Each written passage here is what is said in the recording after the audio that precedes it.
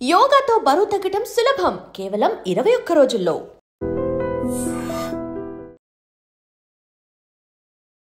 విశాఖలో దారుణమైన ఘటన జరిగింది. ఒక మైనర్ బాలికపై మాటలు రాని మోగమ్మాయి అని కూడా చూడకుండా అమ్మాయి నన్ను విడిచిపెట్టండి అంటూ సైగలు చేస్తూ ప్రాధేయపడినా వదలకుండా 17-16 సంవత్సరాలు ఉన్నటువంటి ఇద్దరు అబ్బాయిలు ఆ అమ్మాయి పైన అఘాయిత్యానికి పాల్పడిన దారుణమైన ఘటన విశాఖలో జరిగింది. Visakha 4th town police station Dwaraka station పరిధిలో జరిగినటువంటి ఈ దారుణమైన ఘటన చూస్తే కనుక సీతమ్మ దార ఏఎస్ఆర్ నగర్లో ఈ మైనర్ బాలిక కుటుంబం ఉంటుంది. అలానే ఆ ఇంటి పక్కనే 17 ఏళ్ళు ఉన్నటువంటి అబ్బాయి, అలానే 16 సంవత్సరాలు ఉన్నటువంటి అబ్బాయి. ఈ 17 సంవత్సరాలు ఉన్నటువంటి ఇక్కడ ఎందుకు పేర్లు చెప్పటం లేదు, ఏజ్ మాత్రమే మెన్షన్ చేస్తున్నామంటే పోక్సో కింద వస్తుంది కాబట్టి పూర్తి వివరాలు అయితే మేము డీటెయిలింగ్గా ఇవ్వలేకపోతున్నాం. కానీ ఈ ఘటన అందరికీ తెలియాలి. ఇక్కడ ఒక చెడు స్నేహం ఒకరి భవిష్యత్తును ఎలా నిర్దాక్షిణ్యంగా పోగొట్టిందో కూడా చెప్పుకోవడానికి ఈ ఘటన ఒక ఉదాహరణ. ఒక రకంగా చెప్పాలంటే ఆ పాప 11 ఇయర్స్ ఉన్నటువంటి అమ్మాయి, మాటలు రావు, మోగమ్మాయి. అక్కడ ఉన్నటువంటి పరిసరాల్లో తను సైగల ద్వారానే అందరినీ మచ్చుకు చేసుకునేటటువంటి పరిస్థితి. తను ఏదైనా ఎవరికైనా చెప్పాలన్నా కూడా వాళ్ళ సైన్ లాంగ్వేజ్ ప్రకారం మాత్రమే తను చెప్పగలుగుతుంది. సో అలాంటిది నిన్న 2 గంటల ప్రాంతంలో ఈ 17 ఇయర్స్ అబ్బాయి ఎవరైతే ఉన్నారో ఐటీ ఫస్ట్ ఇయర్ చేస్తున్నాడు. అలానే 16 ఇయర్స్ ఉన్నటువంటి అబ్బాయి 9th క్లాస్ వరకు చదివి ఇక చదవడం ఇంట్రెస్ట్ లేక కుటుంబ పరిస్థితుల వల్ల తను ఏదో ఎలక్ట్రికల్ వర్క్స్, ప్రైవేట్ వర్క్స్ చేస్తూ కుటుంబాన్ని పోషిస్తున్నాడు. వాళ్ళ నాన్నగారు కూడా చనిపోవడం వల్ల ఇప్పుడు ఈ అబ్బాయి పని చేస్తూ తెచ్చినటువంటి డబ్బులే ఆ కుటుంబానికి ఆధారం. వాళ్ళకు కూడా అక్క చెల్లి కూడా ఉన్నట్టున్నారు. ఎందుకంటే వాళ్ళ సిస్టర్తో ఇప్పుడే మాట్లాడడం జరిగింది. ఏం జరిగిందమ్మా, అసలు నిజంగా వీళ్ళు చేశారా, ఏమైంది అంటే ఎస్ మేడం చేశారట. అయితే మేము కూడా ఈ విషయాన్ని నమ్మలేకపోతున్నాం. ఎందుకంటే మా నాన్నగారు చనిపోయిన తర్వాత ఇప్పుడు మా తమ్ముడు ఎవరైతే ఉన్నారో తనే మా కుటుంబానికి ఆధారం. అబ్బాయి 9th క్లాస్ వరకు చదివి ఇంకా చదువు మీద ఇంట్రెస్ట్ లేకుండా ఆగిపోయాడు. సో నాన్నగారు చనిపోయిన తర్వాత ఇంకా పని చేయాల్సినటువంటి పరిస్థితి రావడం వల్ల ఇప్పుడు ప్రైవేట్ వర్కులు చేస్తున్నాడు. అయితే పక్కనే మా ఇంటి పక్కనే ఉన్నటువంటి ఒక అబ్బాయి 17 ఇయర్స్ అబ్బాయికి ఐటీ ఫస్ట్ ఇయర్ చేస్తున్నాడు. నిన్న మధ్యాహ్నం 2 గంటలకి ఆ అబ్బాయి మా ఇంటికి వచ్చి మా తమ్ముడిని ఎలక్ట్రికల్ పని ఉంది చెయ్యాలి అర్జెంటు అని తీసుకెళ్ళాడు. బాబు నీతో స్నేహం వద్దు అని మేము చెప్పినప్పటికీ కూడా లేదు ఎలక్ట్రికల్ వర్క్ చేయాలని ఆ అబ్బాయి వచ్చి తీసుకెళ్ళాడు మేడం. ఇద్దరు అలా వెళ్ళిన వాళ్ళు ఏం జరిగిందో కూడా తెలీదు. సాయంత్రం 6 గంటల ప్రాంతంలో జూ పార్క్ సమీపంలో వాళ్ళిద్దరిని పట్టుకున్నామని గ్రామస్తులు చెప్తున్నారు. ఈ పట్టుకోవడం ఏంటో మాకు అంత షాకింగ్గా ఉంది. ఆ తర్వాత చూస్తే మా ఇంటి దగ్గరలో ఉన్నటువంటి ఈ మైనర్ బాలిక ఎవరైతే మోగమ్మాయి ఉందో మాటలు రానటువంటి అమ్మాయి పైన వీరిద్దరూ అఘాయిత్యానికి పాల్పడినట్టుగా ద్వారకా పోలీసులు ముందు వాళ్ళు ఒప్పుకోవడం కూడా జరిగింది. సో ఇది చాలా బాధాకరమైన విషయం అంటూ ఆమె కూడా చెప్తుంది. సో ఇక్కడ ఎంత బాధాకరమైన విషయం అంటే ఇక్కడ కుటుంబ పరిస్థితి ఒకరిది చాలా దారుణంగా ఉంది.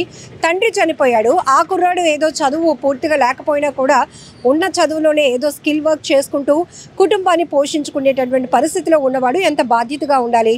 ఇది పక్కన పెడితే 17 ఏళ్ళ అబ్బాయి దగ్గరికి వద్దాం. ఈ ఐటీ చేస్తున్నాడు. అబ్బాయికి కూడా చాలా ఫ్యూచర్ ఉంది. ఈ కుటుంబాలన్నీ కూడా ఆర్థికంగా చాలా వెనుకబడినటువంటి పరిస్థితులు. సో ఒకవేళ మనం ఏదైనా ఇలాంటి దారుణానికి ఒడిగడితే తర్వాత సొసైటీ మనల్ని ఎలా చూస్తుంది, శిక్ష ఎలా పడుతుంది, తర్వాత మన ఫ్యూచర్ ఏంటి అనే కనీస విజ్ఞత కూడా లేకుండా దుర్మార్గపు ఆలోచనతో ఇద్దరూ కలిసి ఆ అమ్మాయి పైన అఘాయిత్యానికి పాల్పడ్డారు. ఒకవేళ అమ్మాయి పైన అలా విరుచుకు పడితే తను ఎవరికి చెప్పలేదు, మనకేమీ కాదు అనుకున్నారో ఏమో తెలీదు. కానీ మైనర్ బాలిక తల్లిదండ్రులు 112కి డైల్ చేసి మా అమ్మాయి పైన ఇలా అఘాయిత్యం జరిగింది, ఇంటి దగ్గర ఉన్న ఇద్దరు పిల్లలు వాళ్ళు కూడా మైనర్లేనండి, చిన్నపిల్లలే, వాళ్ళు ఇలా చేశారట అని 112కి వాళ్ళు కంప్లైంట్ ఇవ్వడంతో ఈ ఘటనపై విశాఖ నగర పోలీస్ కమిషనర్ శంకబ్రతి బాగ్జీ గారు సీరియస్ అయ్యారు. ఇమ్మీడియట్గా వాళ్ళని పట్టుకోవాలి అని చెప్పేసి ద్వారకా పోలీసులకు ఆదేశాలు ఇవ్వడంతో దాంతోపాటు గ్రామస్తులు కూడా సహకరించారు. అబ్బాయిలు ఇద్దరు తప్పు చేశారా తప్పు చేయలేదా పక్కన పెడితే తల్లిదండ్రులకు భయపడి పారిపోయి ఉంటారేమో అనే ఆలోచనతో ఖచ్చితంగా మీకు సరౌండ్ చేయిస్తాం సార్, ఏం జరిగిందో వాస్తవం తెలుసుకోండి, ఎందుకంటే మా ఊర్లో ఇలాంటి ఘటనలు ఎప్పుడు జరగలేదు. సో ఈ ఘటనకు సంబంధించి ముగ్గురు మా ప్రాంతానికి సంబంధించిన వాళ్ళే. ఏఎస్ఆర్ నగర్ పక్కనే బిలాల్ కాలనీ కూడా ఉంటుంది. బట్ ఏఎస్ఆర్ నగర్లోనే ఈ మైనర్ బాలిక అలాగనే ఆ అమ్మాయి పైన అఘాయిత్యానికి పాల్పడిన 17 ఇయర్స్ 16 ఇయర్స్ ఉన్నటువంటి ఇద్దరు అబ్బాయిలు మొత్తం మా ఏరియాకు సంబంధించిన వాళ్ళే. ఇలాంటి ఘటనల వల్ల మా ఊరికి చెడ్డ పేరు వస్తుంది, కనుక్కోండి సార్ అనుకుంటూ ఈ వెతుకులాటలో గ్రామస్తులు కూడా పాల్గొన్నారు. అయితే ఆ ఇద్దరు అబ్బాయిల్ని వెతికి పట్టుకొని మరి ద్వారకా పోలీసులకు అప్పగించామని గ్రామ పెద్దలు కూడా చెప్తా ఉన్నారు. ఏదేమైనా చాలా బాధాకరమైన విషయం.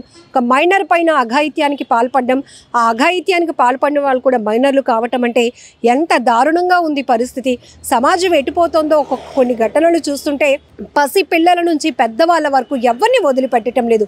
అసలు వీళ్ళ మీద ఎలాంటి దుష్ప్రభావం పడుతుంది అంటే ఎక్కువ శాతం మనం వెబ్ సిరీస్ చూడొచ్చు, విరివిగా వాడుతున్నటువంటి సోషల్ మీడియా, ఈ నెట్ ఉపయోగం కావచ్చు, అందులో మంచి ఎంత ఉందో చెడు కూడా అంతే ఉంటుంది. ఈ బ్యాడ్ కంటెంట్కి బాగా ఎడిక్ట్ అయిపోతున్నారు. మనం కూడా ఇలా ట్రై చేయాలనుకుంటున్నారు, ఏమనుకుంటున్నారు అసలు ఇలాంటివి చెప్పడానికి కూడా మాటలు రావటం లేదు. ఏం చెప్తాం, కానీ ఈ ఘటన ఇలా జరిగింది, అలర్ట్గా ఉండండి అని చెప్పడానికి మాత్రమే పోక్సో యాక్ట్ ఉన్నటువంటి కేసును కూడా మేము మీ ముందుకు తీసుకొచ్చి ఇలా జరుగుతోంది, జాగ్రత్తగా ఉండండి.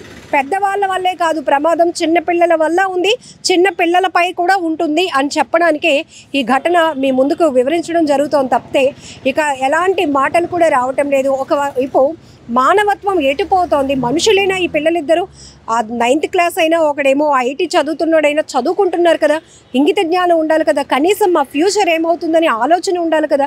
కుటుంబాలు ఏమైపోతాయి, మేము లేకపోతే కుటుంబ పోషణే కష్టం అనే పరిస్థితిలో ఉన్న వీళ్ళు అలాంటి పరిస్థితిలో ఉన్నటువంటి ఒక అమ్మాయిని కనీసం తన పట్ల కనికరం కూడా లేకుండా అఘాయిత్యానికి పాల్పడ్డారు.